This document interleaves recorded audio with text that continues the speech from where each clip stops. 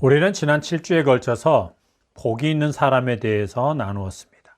그것은 복을 받을 사람은 어떤 자인가, 어떻게 하면 복을 받을 수 있는가에 대한 것이 아니었습니다. 그것은 복을 받은 사람은 어떤 사람이 되는가, 복을 받은 사람은 어떻게 살아가게 되고 어떤 상급을 받게 되는가에 대한 말씀이었습니다. 하나님의 택하심, 곧 하나님의 복을 받아 하나님 나라의 백성이요 하나님 아버지의 자녀가 된 자들은 땅에서 하나님 나라를 소유한 자요, 그 나라에 속한 자들로서 심령이 가난한 자로 살아가고 애통하고 온유하며 의에 줄이고 목말라 하고 긍휼히 여기는 자요 마음이 청결한 자요 화평하게 하는 자로 살아갑니다. 이것들은 하나님의 택하심을 받아 거듭나서 예수님을 믿어 하나님의 자녀가 된 자들의 삶의 특징입니다. 다시 말해서 그리스도인들에게서 반드시 나타나게 되어 있는 인격 또는 삶의 특징이라는 것입니다. 그것들은 하나님 나라의 열매입니다. 하나님 나라에 합당한 열매를 맺는 자들만이 하나님 나라에 들어갈 수 있습니다. 그리스도인이라고 하면서도 이런 하나님 나라의 열매, 곧 이런 삶의 특징이나 인격이 나타나지 않고 있다면 그들은 둘 중 하나입니다. 하나는 그가 하나님의 택하심을 받은 자가 아니라는 것입니다. 그럼에도 자기의 신앙 고백이나 세례의식 또는 종교적인 행위들을 근거로 자기를 그리스도인이라고 말하는, 또 그렇게 믿는 자칭 그리스도인입니다. 또 하나는 거듭나서 회심은 했으나 믿음에 있어서 자라가지 않아 세속적인 삶을 살고 있는 어린아이 수준이나 육신에 속한 그리스도인이라는 것입니다. 그는 예수 그리스도의 십자가에 대한 이해가 깊지 않아 여전히 자기 중심적인 신앙생활을 하고 있는 자입니다. 예수님을 자기 삶의 주인의 자리에 모시지 않고 있는 자, 자기가 여전히 주인의 자리에 앉아 자기를 더 사랑하면서 살고 있는 어린아이 수준, 육신에 속한 그리스도인일 수 있다는 것입니다. 하나님의 복을 받은 자의 8가지의 삶의 특징은 모든 그리스도인들이 살아가게 되어 있고 살아가야만 하는 말씀입니다. 그 삶을 온전히 살아내는 것이 바로 우리가 온전한 사람을 이루어 그리스도의 장성한 분량이 충만한 데까지 이르는 것입니다. 예수님의 인격에까지 이르는 것이다 라는 것입니다. 그러므로 우리가 하나님의 자녀요 하나님 나라의 백성이라면 다른 어떤 것보다도 하나님 나라 백성으로서의 그런 삶의 열매가 풍성하게 맺히도록, 또 그런 자가 되도록 힘쓰고 기도해야 합니다. 왜냐하면 그 열매가 있느냐 없느냐가 천국 백성이냐 아니냐를 판단하는 기준인 거고, 그 열매가 있느냐 없느냐가 어떤 사역자가 하나님께서 세운 사역자냐 아니냐를 판단하는 기준이 되기 때문입니다. 그 열매는 지금까지 살펴본 이 팔복의 말씀만이 아니라 마태복음 5장, 6장, 7장 전체 산상수훈의 말씀이 바로 그 열매입니다. 그 열매, 산상수훈의 말씀에 따른 그 삶의 열매가 있느냐 없느냐, 그 열매가 어느 정도냐, 그 삶의 정도가 어느 정도냐에 따라서 그가 그리스도인이냐 아니냐, 하나님 나라의 백성이냐 아니냐를 판단할 수 있고, 지금 사역자라고 하는 모든 사역자들에 대해서 그가 참 사역자냐 거짓 사역자냐를 분별할 수 있는, 판단할 수 있는 그런 기준이라는 것입니다. 오늘은 8번째로 의를 위하여 박해를 받은 자는 복이 있나니 천국이 그들의 것임이라는 말씀입니다. 앞에서도 언급했듯이 의를 위하여 박해를 받는 것도 하나님 나라 백성이요 하나님 아버지의 자녀인 그리스도인의 삶의 특징 중에 하나입니다. 그리스도인임을 증명해주는 표라는 것입니다. 여기서 박해를 받은 자는 누구입니까? 심령이 가난하고 애통하고 온유하며 의에 줄이고 목말라 하는 자요 긍휼히 여기는 자요 화평하게 하는 자가 의를 위하여 박해를 받는 자입니다. 모순처럼 들리지 않습니까? 모든 사람에 대하여 온유하고 겸손하고 정의롭고 공의로운 삶을 추구하며 긍휼을 베풀며 사는 사람, 화평하게 하는 사람, 화목하게 하는 사람이 박해를 받는다는 것은 모순처럼 보입니다. 그러나 결코 모순되지 않습니다. 세상 나라에 속한 자들이 세상적인 개념과 기준으로 온유하고 의로우며 불쌍히 여겨 많은 사람을 구제하고 서로가 화평하게 평화롭게 사는 일에 헌신한다면 그는 결코 박해를 받지 않습니다. 세상과 세상 사람들은 자기의 전 재산을 사회에 기부하거나 자기의 몸을 던져 다른 사람을 구하고 희생하는 자들을 누구라고 하죠? 의인이라고 칭송하고 사랑합니다. 그리고 그의 선한 행동을 매년 그 날짜에 기리기도 합니다. 그렇지만 하나님 나라 백성으로서 하나님의 개념과 기준으로 그렇게 살아간다면 상황은 달라집니다. 이제까지 우리가 나누었던 내용들을 되짚어보면 분명히 알 수 있습니다. 그 중에서 한 가지만 살펴보면 하나님 나라 백성으로서 화평하게 하는 자, 화목하게 하는 자로 살아가는데 그가 뭘 받습니까? 박해를 받는다는 것입니다. 왜 그렇습니까? 화평하게 한다는 것이 하나님과 화목하게 되는 것의 기초 위에서 그것을 전제로 서로를 화평하게 하는 것이기 때문입니다. 화평하게 하는 자가 가장 먼저 권면하고 외치는 말이 그러면 뭐겠습니까? 화평하게 하는 자가 가장 먼저 권면하고 외치는 말이 여러분 누구와 먼저 화목하십시오? 그렇죠. 하나님과 먼저 화목하십시오. 이기 때문입니다. 그것은 이런 말이죠. 여러분 하나님 앞에서 회개하고 거룩하게 사십시오라는 말과 같기 때문입니다. 하나님께서 택하신 자가 아니라면, 거듭난 자가 아니라면 누가 이런 말을 좋아하겠습니까? 세상 나라는 하나님 나라를 좋아하지 않습니다. 세상 임금은 하나님을 대적하는 자입니다. 그래서 세상 속에서 하나님 나라 백성으로 살아가는 자들을 미워하고 호시탐탐 그들을 삼켜버릴 기회만을 노리고 있습니다. 오늘 본문은 하나님 나라 백성으로 살아가면 그 나라가 땅에 속한 것이 아니기에 박해를 받는 것이 너무도 당연하지만 그럼에도 의를 위하여 박해를 받은 자는 복이 있다고 하면서 천국이 그들의 것이라고 말씀하고 있습니다. 심령이 가난한 자가 이미 천국을 소유한 것처럼 의를 위하여 박해를 받은 자도 이미 천국을 소유한 자입니다. 하나님의 은혜를 받아 천국을 소유한 자, 천국 백성이 된 자이기 때문에 하나님의 다스림만을 받고 사는 자이기 때문에 의를 위하여 핍박을 받은 것입니다. 그러면 의를 위하여 핍박을 받았다는 것은 무엇입니까? 이 질문에 답을 하기 전에 하나님의 백성으로서 받는 핍박이 아닌 경우 몇 가지를 살펴보고 넘어가도록 하겠습니다.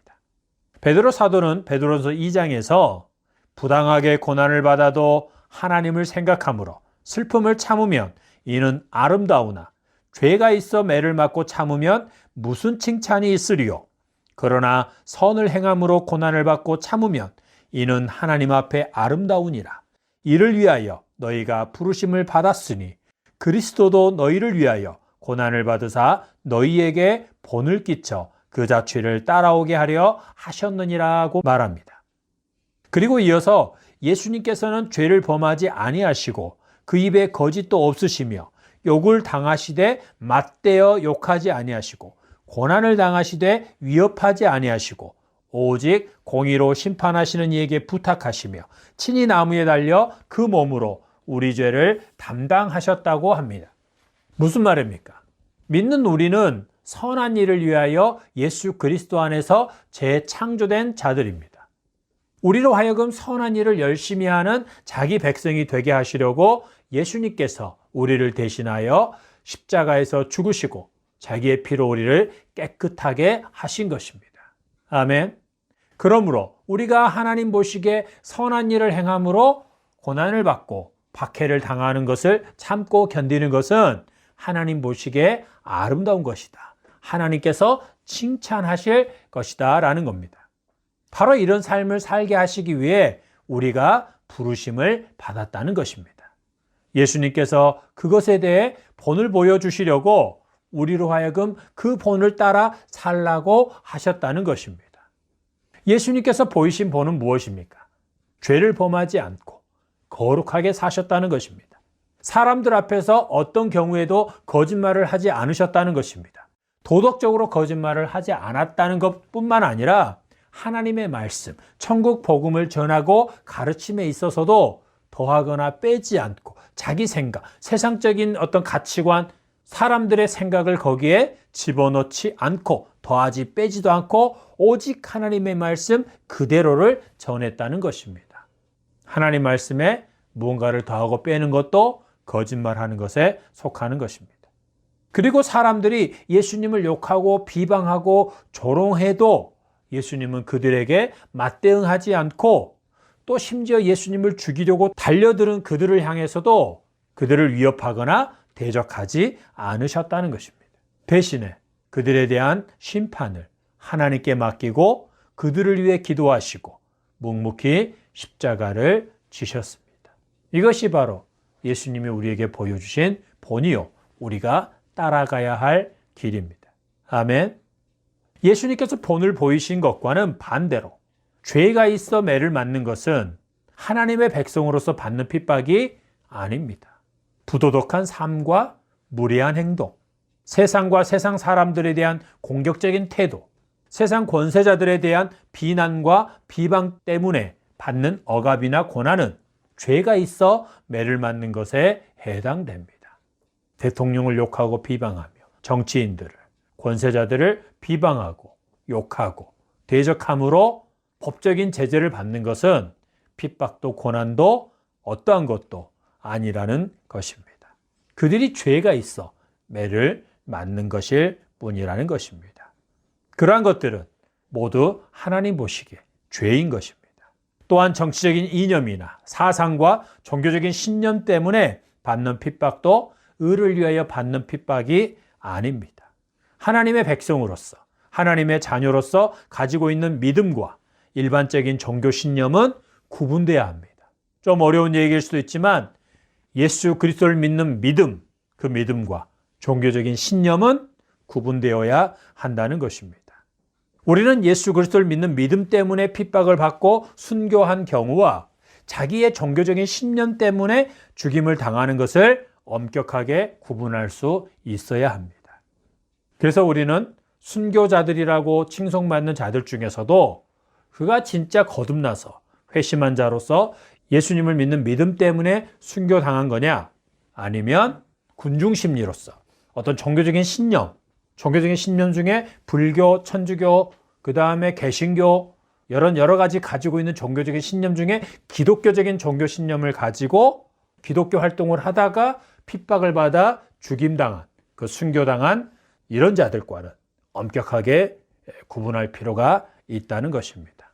정치적인 이념이나 사상, 종교적인 신념 때문에 박해를 받은 자가 하나님 나라를 소유하는 경우는 없습니다. 그리고 자칭 하나님을 위한 열심을 내어 공격적인 방법으로 전도와 선교를 하는 것 때문에 당하는 비방이나 고난도 의를 위해 박해를 받는 것이 아닙니다. 예수님께서는 그런 식으로 전도하라고 선교하라고 하신 적이 없습니다. 또한 세상과 세상 사람들의 비방과 핍박에 대해 맞대응함으로 받는 박해도 의를 위하여 받는 박해가 아닙니다. 예수님께서는 그 일에 대해 본을 보이셨을 뿐만 아니라 박해하는 자들을 위해 기도하라고, 그들을 축복하라고, 그들을 사랑하고 그 사랑을 실천하라고 말씀하셨습니다. 그렇게 하는 것은 예수님을 믿고 따르는 자, 천국 백성이 된 자에게 있어서 마땅한 것이라고 말씀하신 겁니다. 우리는 그 말씀에 우리 자신을 쳐서 복종시켜야 하는 것입니다. 아멘. 그러면 의를 위하여 박해를 받는다는 것은 무엇입니까? 예수 그리스도를 위해, 그리고 예수 그리스도 안에서 의롭게 사는 것 때문에 박해를 받는다는 것입니다.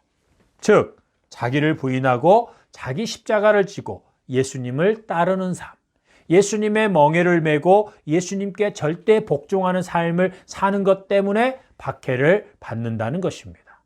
요한복음 15장 18절부터 20절에서 예수님께서는 제자들에게 이렇게 말씀하셨습니다.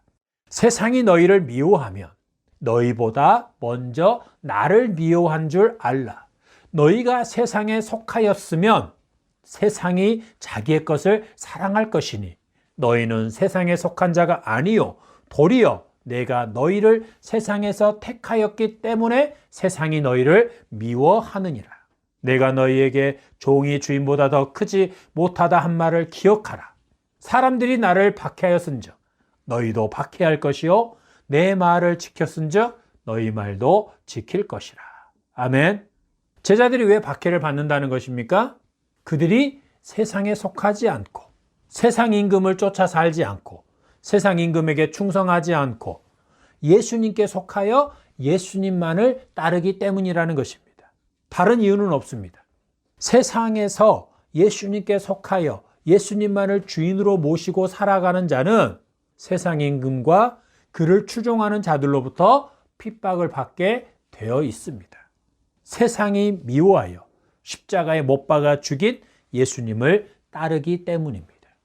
바울 사도는 디모데후서 3장에서 디모데에게 무릇 그리스도 예수 안에서 경건하게 살고자 하는 자는 박해를 받으리라고 하면서 고난받는 것을 이상하게 여기지 말고 더욱 모든 일에 신중하고 말씀을 올바르게 전하는 일을 충성되게 감당하라고 권면합니다. 우리가 꼭 명심해야 할 것이 있습니다. 세상은 절대로 예수님에 대해 호의적이지 않다는 것입니다. 예수님을 절대 반기지 않습니다. 오히려 적대적입니다. 예수님께서 십자가에 못 박혀 죽으신 것은 궁극적으로 하나님께서 죄인들을 구원하시기 위한 뜻을 이루기 위한 것이었습니다. 그러나 현실적으로는 당시 종교 지도자들과 그들에게 성경을 잘못 배운 백성들 그리고 그 외 무리들이 예수님을 대적하여 가장 참혹한 방법으로 예수님을 죽인 것입니다.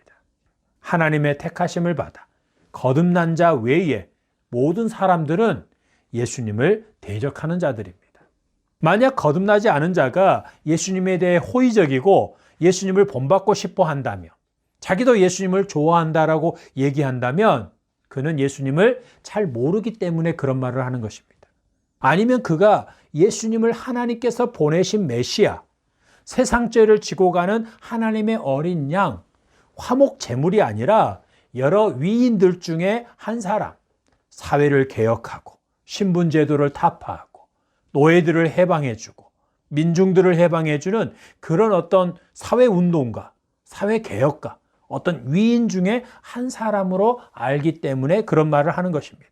또는 잘 되는 삶을 보장해주고 내적인 평안과 위로를 주는 그런 분 정도로만 알기 때문에 그런 말을 하는 것입니다.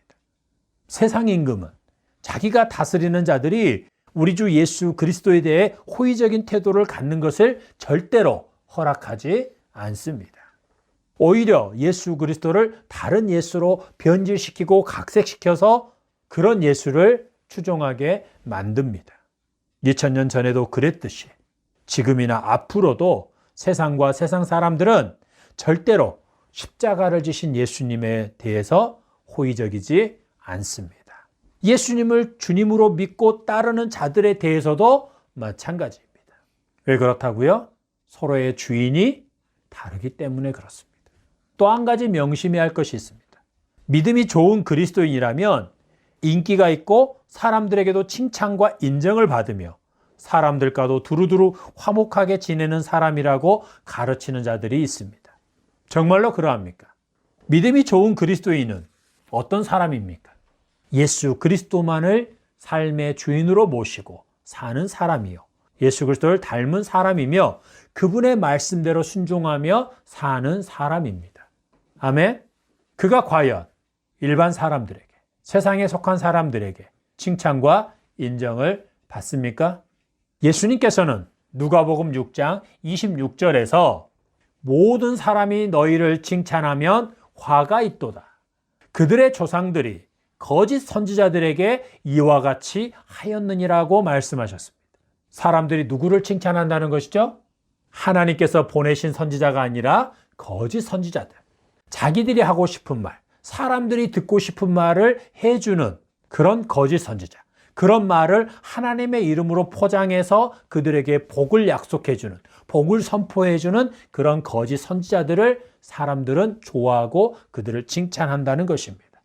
사람들은, 거짓 선지자들은 칭찬하고 그들을 추종하고 그들을 배부르게 하고 그들을 섬겼지만, 하나님께서 보내신 진짜 선지자들은 어떻게 했습니까? 핍박하고 죽였습니다. 그러므로 오늘날 사람들로부터 칭찬을 받고 인기를 누리는 설교자나 사역자들에 대해 예수님의 말씀으로 엄격하게 분별해야 합니다. 사도들처럼 십자가의 예수를 전하는 자는 택함을 받아 거듭난 자들 외에 다른 사람들로부터 인기나 칭찬을 받는 일이 거의 없기 때문입니다. 예수님께서는 오늘 본문 11절, 12절에서 이렇게 말씀합니다. 우리 다 같이 다시 한번 큰 소리로 봉독해 볼까요? 시작! 나로 말미암아 너희를 욕하고 박해하고 거짓으로 너희를 거슬러 모든 악한 말을 할 때에는 너희에게 복이 있나니 기뻐하고 즐거워하라. 하늘에서 너희의 상이 큼이라. 너희 전에 있던 선지자들도 이같이 박해하였느니라. 아멘. 참 선지자들과 예수 그리스도를 핍박하여 십자가에 못 박아 죽인 세상과 세상 사람들은 예수님을 믿고 따르는 자들 또한 미워하고 욕하고 모함하며 핍박합니다. 그들이 거듭나지 않는 한 그들은 절대로 우리 주 예수 그리스도에 대해 호의적이지 않을 뿐더러 추종하지도 않습니다. 그들은 다만 예수님께서 행하신 몇몇 선한 일들에 대해서만 칭찬할 뿐입니다. 우리 주 예수 그리스도를 핍박하여 죽인 자들이 예수님을 믿고 따르는 우리를 박해하는 것은 너무도 당연한 것입니다. 세상과 세상 사람들로부터 고난과 핍박, 박해를 받지 않고 그들로부터 칭찬과 인정을 받기 원하십니까? 그렇다면 어떻게 하면 됩니까? 예수 그리스도를 주님으로 믿지 않으면 됩니다. 예수님을 믿되 내 삶의 주인으로 모시지 않으면 됩니다. 그냥 기독교인만 되면 됩니다. 예수님을 그저 훌륭한 사람 중에 한 사람이나 가난하고 사회적인 약자, 민중이나 노예들의 해방자 또는 탁월한 경영자나 지도자 정도로만 알고 그렇게 따르면 됩니다. 그러나 이런 자들은 예수님을 하나님께서 보내신 메시아로 알고 믿는 자가 아닙니다. 그들은 사도들이 전한 예수님이 아니라 다른 예수를 믿는 자들이요, 다른 예수를 따르고 있는 자들입니다. 의를 위하여 박해를 받은 자들에 대해서 한 가지 더 살펴보도록 하겠습니다. 그들은 로마 카톨릭이 종교적으로만이 아니라 정치적으로도 막강한 권력을 가지고 있던 시대에 오직 예수 그리스도만을 믿는 참된 믿음을 가지고 있었고 그 믿음을 전한 자들입니다. 그들 중에 어떤 이는 카톨릭의 성자 또는 성인들의 신전이나 제단을 세우고 그곳에서 미사를 드리고 기독교 유물들의 입을 맞추는 것은 우상 숭배라고 주장해서 화형을 당했습니다. 카톨릭의 성인들은 카톨릭이 예수님의 제자들이나 카톨릭의 위인들에게 성인의 칭호를 부여한 자들입니다. 성 요한, 성 베드로, 또 교황들 중에, 또 수도사들 중에, 수도원에 있는 그들 중에 훌륭한 사람, 카톨릭에 큰 공을 세우거나 기여한 사람들을 성인으로 추대해서 성아무개라고 하죠. 그래서 그들을 위해서 성당을 짓거나 또 그들의 이름으로 기도하면 하나님께서 더 빨리 응답해 주신다고 가르치고 또 특정한 질병이나 직업들을 관장하는 성인들이 있다고 하면서 이 병에 걸렸을 때는 그 성인에게, 저 병에 걸렸을 때는 저 성인에게, 또 이 직업을 가진 사람은 이 성인에게, 저 직업을 가진 사람은 저 성인에게 기도하라고 가르칩니다. 그리고 수호신들이 있습니다. 악한 것들에 대한 수호신의 역할을 해준다고 분류해서 또 그렇게 기도하는 이런 부분들이 있죠. 그리고 성인들의 유물, 그들의 유골이라든가 그들이 평소에 가지고 있었던 애장품들, 그런 유물들을 성스러운 것, 거룩한 것으로 여기고 어떤 신비한 힘이 있는 것으로 여겨서 그 유물들을 숭배하고 그 유물들에 입맞추면서 기도하는 이런 행태들이 있습니다. 이러한 것들이 모두 우상 숭배라고 비판한 것입니다. 그 비판한 자가 어떻게 됐다고요? 화형에 처해졌습니다.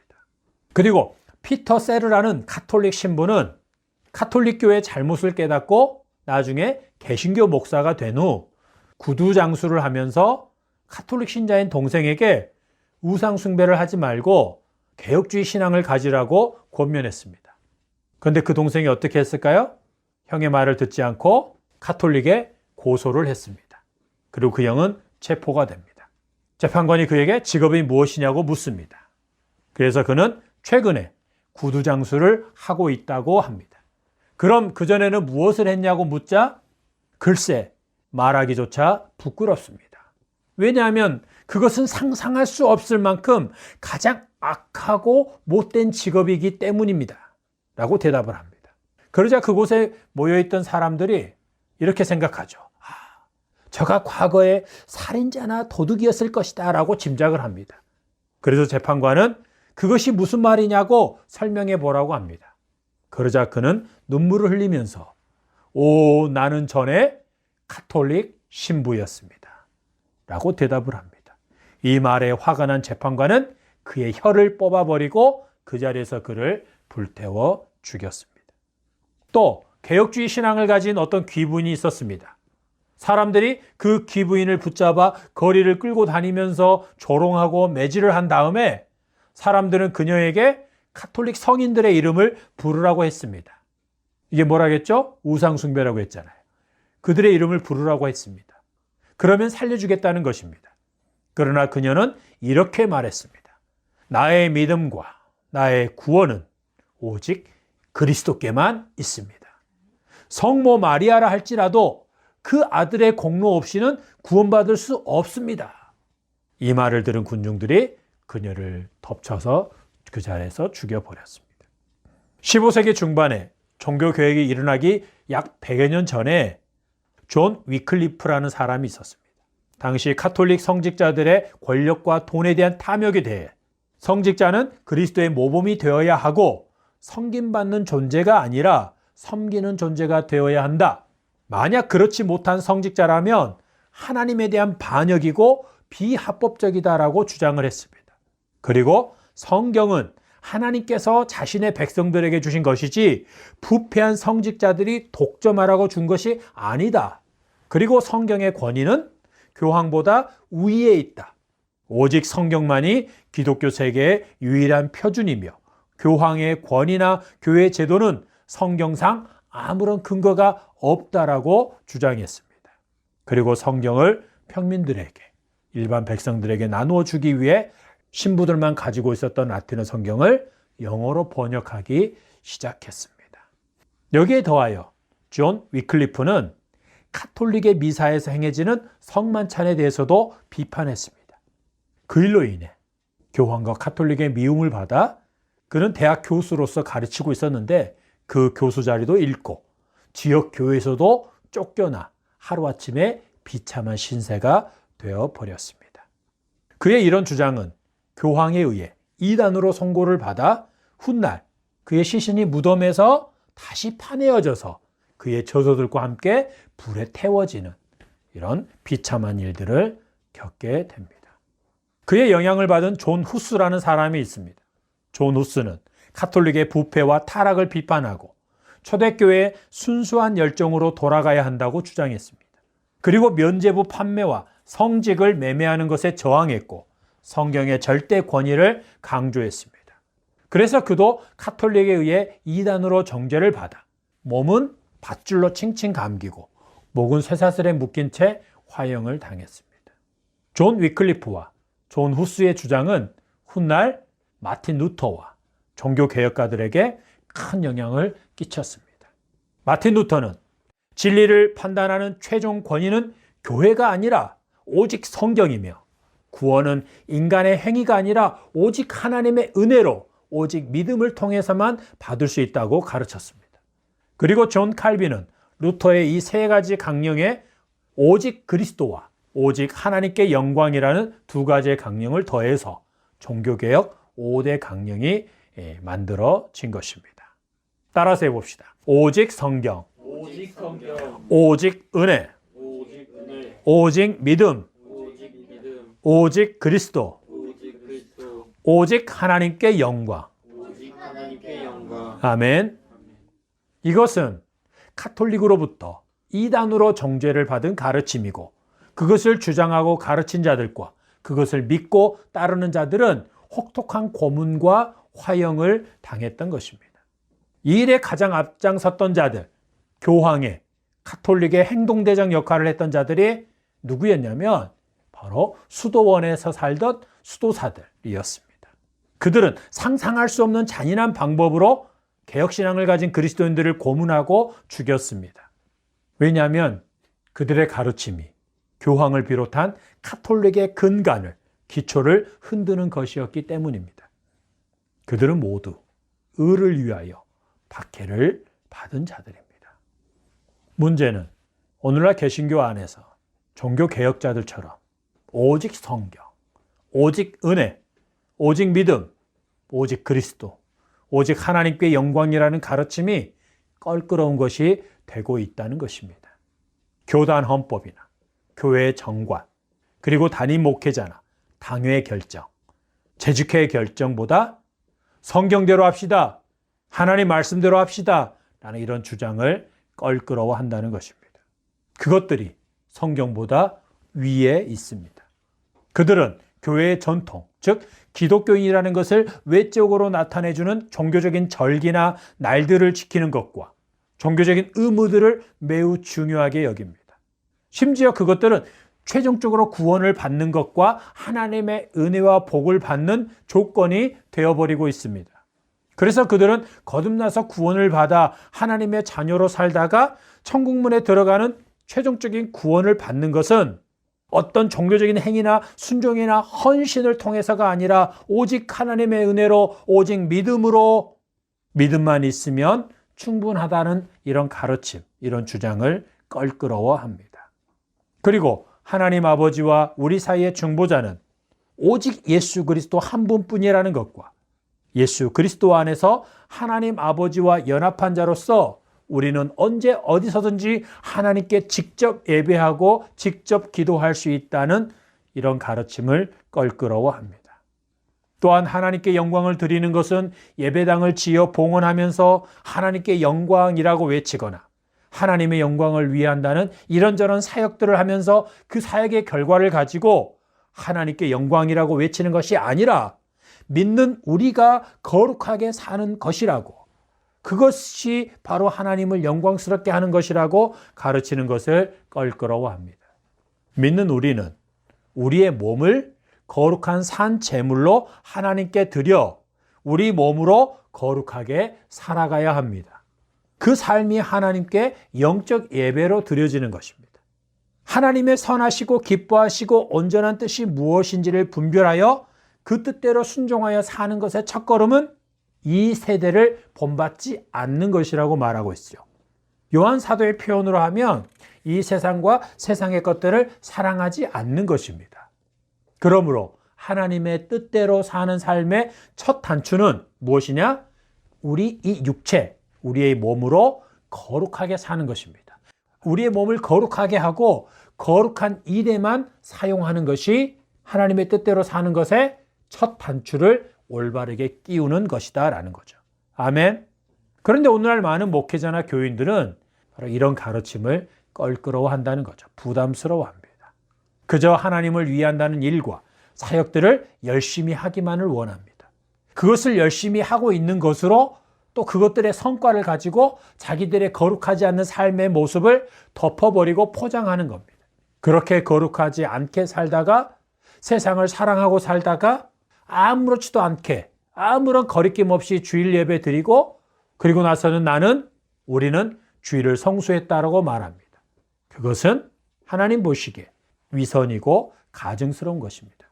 과거에 존 위클리프가 교황과 신부들이 독점하고 있는 성경을 영어로 번역하여 일반 백성들에게 나누어 주었다면 오늘날에는 대부분 마을시장 사람들이 사용하던 언어로 기록된 성경 말씀을 목회자들의 설교를 통해서만 이해할 수 있고 그들의 설교를 통해서만 하나님의 뜻을 알 수 있다고 하므로 목사들이 독점하고 있는 성경을 일반 성도들에게 나누어 주어야 합니다.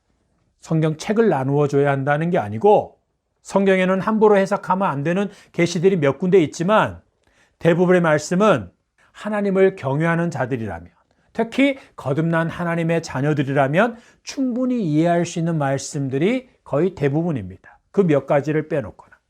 성경은 하나님 아버지께서 자기 자녀에게, 선한 목자이신 예수님께서 자기 양들에게 보낸 편지이기 때문입니다. 그러므로 목사들이 하는 설교만 덮어놓고 받아먹는 자들이 아니라 베레아 성도들처럼 자기 손에 들려진 성경을 가지고 목사들의 설교를 분석하고 판단할 수 있게 해야 합니다. 더 나아가 그가 참 목사인지 아닌지를 분별할 수 있게 해야 한다는 것입니다. 성경은 창세기부터 계시록까지 구절 구절마다 다 신비로운 비밀이 담겨있는 그런 말씀이 아닙니다. 대부분의 말씀이 기록된 그 뜻 그대로 우리가 받아들이면 되는 말씀이고 그 문자 기록된 그대로 우리가 순종해야 되는 그런 말씀입니다.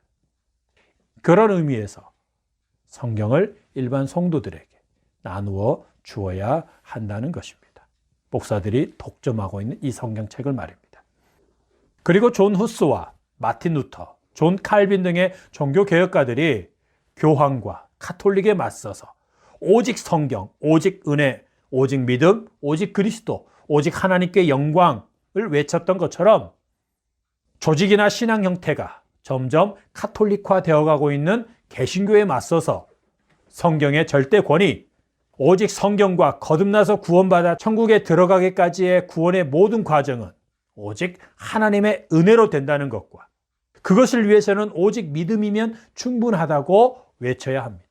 그리고 오직 예수 그리스도 외에 다른 구원자는 없으며 예수 그리스도만이 중보자며 다른 중보자는 없다는 것. 하나님 아버지와 우리 사이에 중보자는 오직 예수 그리스도 한 분이면 충분하다고 외쳐야 합니다. 그리고 우리는 그 예수 그리스도 안에서 하나님 아버지께 언제 어디서든지 직접 예배할 수 있고 직접 기도할 수 있고 이것들을 가르치고 외쳐야 합니다. 그리고 오늘날 겉모양은 거대하고 웅장하며 화려해서 그것을 가지고 하나님께 영광을 돌린다고 말하지만 그들의 삶의 구석구석은 회칠한 무덤 같은 자들에게 진정 하나님께서 영광을 받으시는 것은 우리의 거룩함이라고, 우리의 몸을 거룩하게 사용하는 것이라고 외쳐야 합니다. 그리고 그 일에 우리가 먼저 본을 보여야 합니다. 이것이 의를 위하여 사는 것이고 그 일로 미움과 박해를 받는다면 그것이 의를 위하여 박해를 받는 것입니다. 의를 위해 받는 박해는 주로 하나님을 믿는다는 자들이 예수님만을 주님으로 믿고 따르며 사는 자들을 미워하고 박해하는 경우가 더 많습니다. 사도들과 초대교회 성도들이 받은 박해가 그랬고 사도시대 이후 참 그리스도인들 그리고 종교개혁 이후에 개혁신앙을 가진 자들이 교황과 카톨릭에 의해 받은 박해가 그랬습니다. 마지막 날 예수님이 다시 오실 때까지 일어나는 박해도 교회 안에 있는 불신자들, 다른 예수를 믿는 자들이, 예수님을 믿는다고 하지만 세상을 사랑하는 자들이 참 신자들을 박해하는 일이 일어나게 됩니다. 교인이, 기독교 교인이 성도를 박해하는 것입니다. 그들은 교회의 조직과 막강한 세력을 형성하여 그것을 동원해서 참 신자, 참 성도를 박해합니다. 가톨릭이 그랬던 것처럼. 우리는 벌써 이런 일들을 심심찮게 보고 있습니다. 목사가 자기의 권력, 자기의 권세와 교회의 조직을 동원해서 참 신자들, 바른 소리하는 신자들을 핍박하고 억압하는 그런 일들을 종종 보고 있습니다. 그러나 두려워하지 마십시오. 그것은 우리가 하나님 나라를 유업으로 받은 자라는 증거이고 우리가 하나님 나라의 백성이요 예수님의 고난에 동참하고 있는 자라는 증거이기 때문입니다. 그래서 예수님은 오늘 우리에게 이렇게 말씀합니다. 기뻐하고 즐거워하라. 하늘에서 너희 상이 큼이라. 너희 전에 있던 선지자들도 이같이 박해하였느니라. 아멘. 묻습니다. 여러분은 예수 그리스도만을 주님으로 모시고 따르는 그리스도인입니까? 여러분은 땅을 보고 살고 있습니까? 아니면 더 나은 본향인 하나님 나라를 보며 살고 있습니까?